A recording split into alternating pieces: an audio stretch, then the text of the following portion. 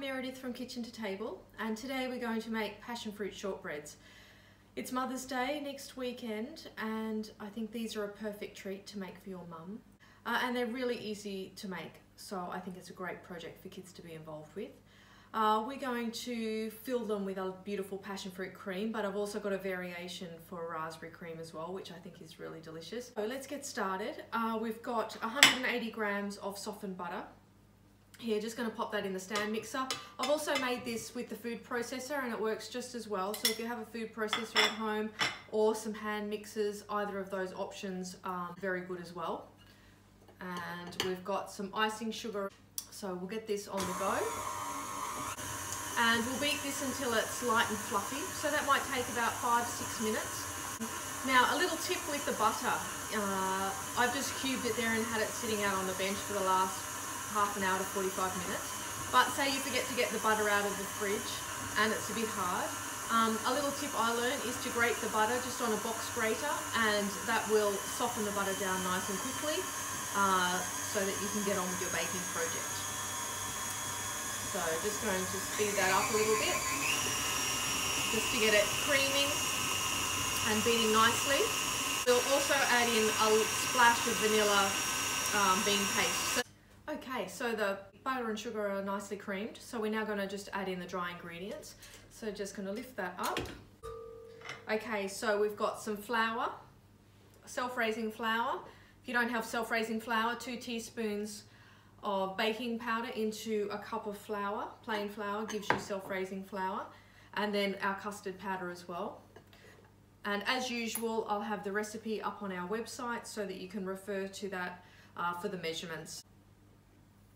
Okay, so now if you just pop your machine on low speed, you can incorporate your dry ingredients. You might get a little bit of a poof of flour, but that's okay. We're just going to bring this together into a nice smooth dough. So you can hear the machine labouring there, it's bringing it together, and I'm going to switch the machine off so that we don't over mix it, and we can bring the rest together with our hands.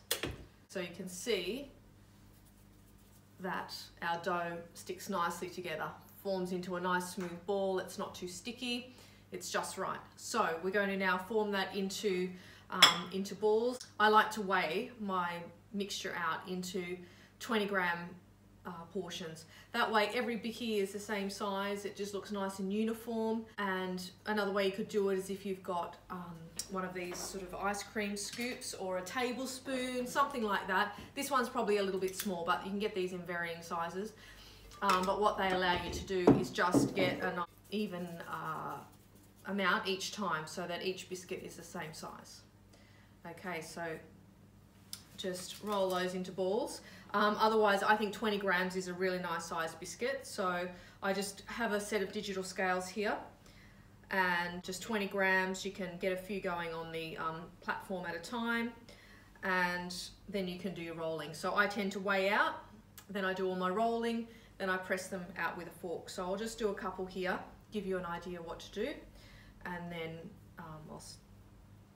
we can get on the way. Okay, so then just a matter of rolling those into a nice tight ball and just lay them onto the baking tray. Give them a little bit of space, just so, not that they spread much, but just so they don't touch. And you may need a couple of baking trays, just line them with some baking paper. The oven is preheated to 165 fan forced. Just adjust the temperature of your oven as all ovens vary. But I find 165 fan forced works really well in our oven here at the kitchen shop. All right, and then just have a little dish of flour and a fork, and we're just going to press those down with the back of the fork just to flatten them a little bit and to form a nice ridge in the biscuit. Okay, so I'm going to go ahead and finish doing those, and then we'll be back to put the icing together. Thank you. Okay, so I've rolled out all the bickies and flattened them just with the tines of the fork, as I showed you earlier. These are just going to go now into the oven for about 12 to 15 minutes. The timer has just gone off, and I'm going to bring the bickies out of the oven just to have a look and see if they're ready. Okay, so what I'm looking for here is that the biscuits can slide nice and easily on the tray, just like that. If they get a little stuck, then they might need a minute or two more. When you turn them over, they just need a slightly coloured bottom, which just indicates that they're cooked through. So those are looking really nice. So I'm going to take those out of the oven now, and they've actually had 15 minutes. Then it's just a matter of letting them cool, and in the meantime we'll make our icing. So just another note on the biscuits when they've come out of the oven. Just leave them on the trays just for a couple of minutes, just to sort of settle, and then after that we'll transfer them from the trays onto a cooling rack and let them cool completely before we go ahead and ice them. So basically a simple icing of icing sugar, some softened butter. I've chosen passion fruit today, but as I mentioned earlier, we can also use orange zest, or I've made a raspberry filling as well. So I'll talk you through that as we're going along.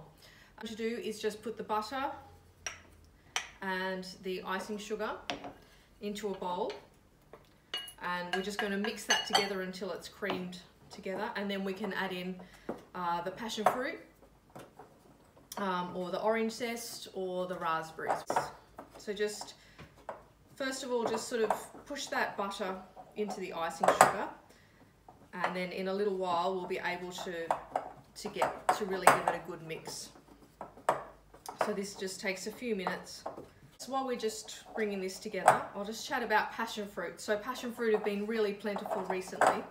I've still got a few growing on my vine at home, but if you've had a glut of passion fruit, I think the best way to store any excess is to just simply open them up, scoop the flesh into ice cube trays and freeze it, and then transfer those to a container or a Ziploc bag in the freezer. Okay. So once you've got that kind of cream together like that, doesn't need to be mixed too much. We're going to add in some passion fruit pulp. So I'll just put a couple of spoonfuls in to begin with. We can always add more if we need it. Alright, so that's looking pretty good. Now it doesn't look much in the bowl, but it will be enough to fill all our bickies. This one here is a raspberry filling, and as you can see, lovely pretty pink colour. And what I did there was cut down the icing sugar a little bit. I'll put those details in the recipe. And I put in a heaped teaspoon of raspberry jam along with the butter and the icing sugar, and just cream that together, and it gives you a nice tangy filling just as the passion fruit does. Okay, so our biscuits have cooled down now, ready for icing, and the next job is just to match them up into pairs. So they're pretty, because we measured the dough out, they're pretty regular, but sometimes just the shape can vary a little bit, and they often have a little pair that goes together. So just match those up, and I just put leave one down and then one flat side up, and then that will be the one that I put the icing onto.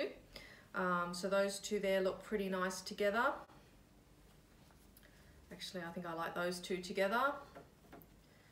Those two look pretty good together. Okay, so then because we've got two fillings here, we might do half with the passion fruit and half with the raspberry. So I just use a little offset palette knife for that, or you know, the end of a butter knife would be absolutely fine as well. Just use what you have at home. So as I said, just be generous with the icing, and just put it mostly in the center and just inch it out to the side. So I'm just going to ice some raspberry ones now as well, and that pretty pink icing is a lovely contrast to the yellowy buttery biscuit. So we're just going to continue on here icing those biscuits, and then it's just a matter of popping the tops on and letting them sit on the wire rack just for half an hour or so for the icing to firm up, and then you can transfer them then to a storage jar or pop them into little gift bags. They are my passion fruit and raspberry melting moments. I hope you've enjoyed this video, and I wish you all the best making them. Thank you for watching, and I look forward to seeing you again soon. Thank you.